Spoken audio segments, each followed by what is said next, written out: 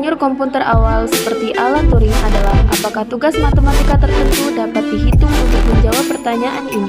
Turing menciptakan mesin Turing, apalagi sebutannya, mesin hipotesis. Ini mengungkapkan pita yang sangat panjang dan terdiri dari serangkaian sel dengan simbol-simbol yang tertulis di dalamnya untuk menyimpan masukan dan keluaran perhitungan. Ia juga mempunyai kepala yang digerakkan ke kiri atau ke kanan yang dapat membaca simbol-simbol dari sel, menulis simbol ke dalam sel, dan membuat keputusan tentang apa yang harus dilakukan berdasarkan isi sel. Dan keadaannya saat ini, mesin keadaan pada dasarnya adalah program yang memberitahu mesin tugas apa yang harus dilakukan. Setiap mesin Turing harus mempunyai keadaan awal atau awal berdasarkan keadaan mesin. Dan isi sel strip saat ini yang akan ditentukan mesin berikutnya. Keadaan seperti yang ditujukan oleh panah disebut transisi keadaan mesin.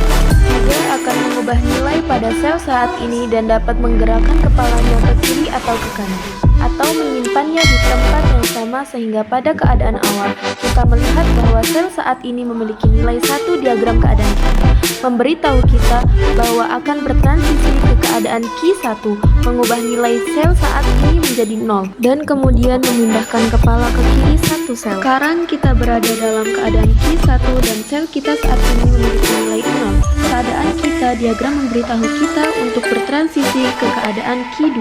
Ubah sel saat ini menjadi 1 dan pertahankan kepala di tempat yang sama. Sekarang kita berada dalam keadaan Q2 dan sel kita saat ini memiliki nilai 1. Diagram keadaan kita memberitahu kita untuk bertransisi kembali ke keadaan awal. Kita ubah nilai sel saat ini menjadi 1 dan akhirnya dipindahkan kepala ke kanan karena keadaan kita adalah keadaan awal dan nilai sel kita saat ini adalah 0.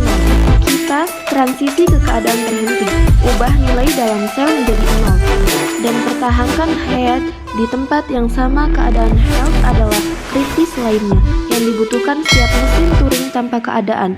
Berhenti mesin akan terus berputar selamanya dan tidak pernah menyelesaikan tugas yang diprogramnya. Mari kita mundur selangkah dan melihat mesin Turing pada tingkat yang lebih abstrak. Misalkan Anda memiliki rekaman dengan 2 nilai A dan B yang tersimpan di dalamnya. Kita dapat membuat mesin Turing yang akan melakukan operasi penjumlahan pada A dan B dan menyimpan penjumlahan kembali ke rekaman tersebut. Kita hanya perlu membuat mesin status yang akan mengontrol mesin Turing dengan tepat. Kita dapat mempresentasikan sistem jenis ini dengan notasi kotak hitam yang mana kita menunjukkan input yang masuk ke dalam kotak hitam dan output yang keluar darinya.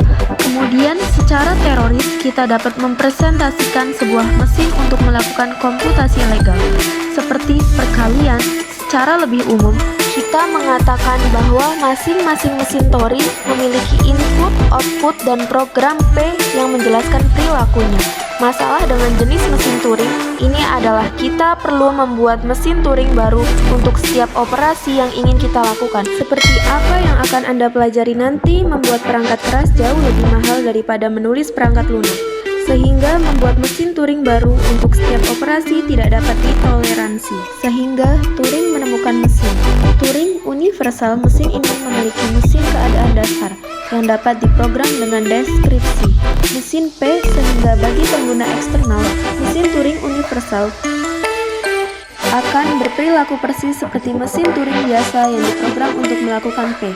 Mungkin yang lebih penting, kita bisa memasukkan serangkaian deskripsi mesin ke mesin Turing universal untuk melakukan serangkaian operasi pada data yang disimpan di strip. Misalnya, kita bisa memberitahu mesin Turing universal untuk terlebih dahulu melakukan penjumlahan pada B dan C, lalu menggalikan penjumlahan tersebut dengan A.